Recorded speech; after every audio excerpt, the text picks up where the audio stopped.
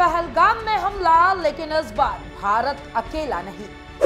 पाकिस्तान की नकारने की नीति अब नहीं चलने वाली। इस बार मुस्लिम देश भी भारत के पक्ष में। डॉक्टर ऑर्थो, अब दर्द भी घुटने टेकेगा। नमस्कार, मैं हूं अंकिता शुक्ला। स्वागत है आपका चैनल फॉर न्यूज इंडिया में। पहलगाम में हुए आतंकी हमले ने एक बार फिर भारत को झकझोर कर रख दिया है, लेकिन इस बार अंतर्राष्ट्रीय परिदृश्य पूरी तरीके से बदल चुका है।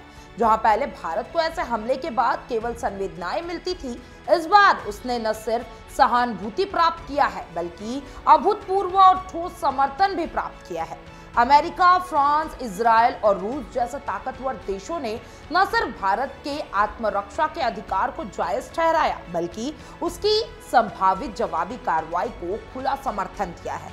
चलिए इन्हीं कुछ विषयों पे आज हम चर्चा करते हैं कि क्यों सब भारत का समर्थन कर रहे हैं, पाकिस्तान का क्यों नहीं कर रहे। सबसे पहला है, पाकिस्तान की नकारने की नीति से दुनिया थक चुकी है।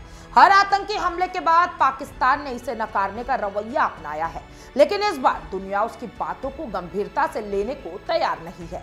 ओसामा बिन लादेन को एबटाबाद में मारे जाने के बाद से ही पाकिस्तान की छवि संदिग्ध बनी हुई है।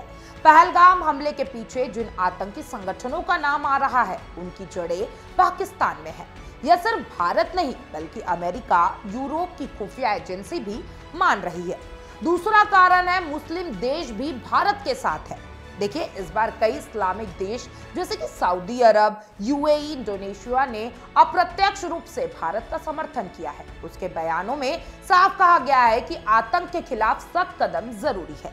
यह दिखाता है कि इस्लामिक देश में अब पाकिस्तान की आतंक समर्थक छवि के लिए कोई सहानुभूति नहीं बची है। तीसरा और सबसे अहम चीज, चीन की चुप्पी मजबूरी है या फिर रणनीति। देखिए, सबसे देखना दिलचस्प है कि चीन अब तक जो पाकिस्तान का प्रमुख समर्थन रहा है, इस बार खामोश है। उसने आतंकी हमले की निंदा तो की है, लेकिन पाकिस्तान का नाम लेने से परहेज किया है। इसका कारण अमेरिका चीन तनाव और भारत की बढ़ती वैश्विक भूमिका हो सकती है। चीन जानता है कि इस वक्त पाकिस्तान का खुला समर्थन देना उसके लिए कूटनीतिक रूप से घाटे का सौदा होगा। देखिए, चौथा कारण है, संयुक्त राष्ट्रों को छोड़ किसी ने संयम बरतने की अपील नहीं की है। पहले जब भी भारत आतंक का जवाब देने की तैयारी करता था, तो दुनिया भर से संयम बरतने की अपील आती थी, लेकिन इस बार यह अपील केवल संयुक्त राष्ट्र तक ही सीमित रह गई है। बाकी सभी प्रमुख देशों ने भारत को आत्मरक्षा का पूरा अधिकार बताया है। यह स्थिति बताती है कि अब भारत को वैश्विक समुदाय एक जिम्मेदार ताकत के रूप में देखता है। पांचवा है, भारत निर्णायक मोड़ पर।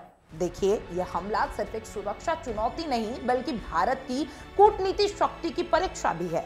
अब जब दुनिया भारत के साथ खड़ी है, तो भारत की प्रतिक्रिया न केवल सामरिक होगी, बल्कि एक नई वैश्विक भूमिका की ओर इशारा भी करेगी। एक ऐसा भारत जो आतंक के खिलाफ सिर्फ सहता नहीं, बल्कि निर्णायक जवाब भी देता है। छठवां है, पाकिस्तान के पास न समर्थन न नैतिक अधिकार। जी हाँ, बिल्कुल सही सुन रहे हैं।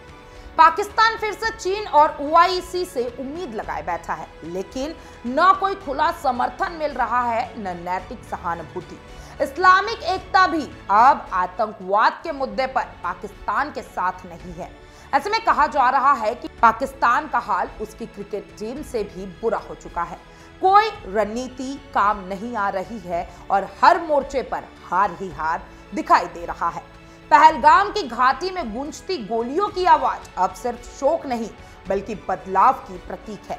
भारत इस बार अकेला नहीं, दुनिया उसके साथ कंधे से कंधा मिलाकर खड़ी है, और यह आतंक के खिलाफ निर्णायक लड़ाई की शुरुआत मानी जा रही है। आप क्या सोचते हैं इस खबर के बारे में, मुझे कमेंट बॉक्स में जरूर बताइएगा। तमाम ऐसे अपडेट्स के लिए चैनल फॉर न्यूज इंडिया के साथ बने रहें। डॉक्टर ऑर्थो, अब दर्द भी घुटने टेकेगा।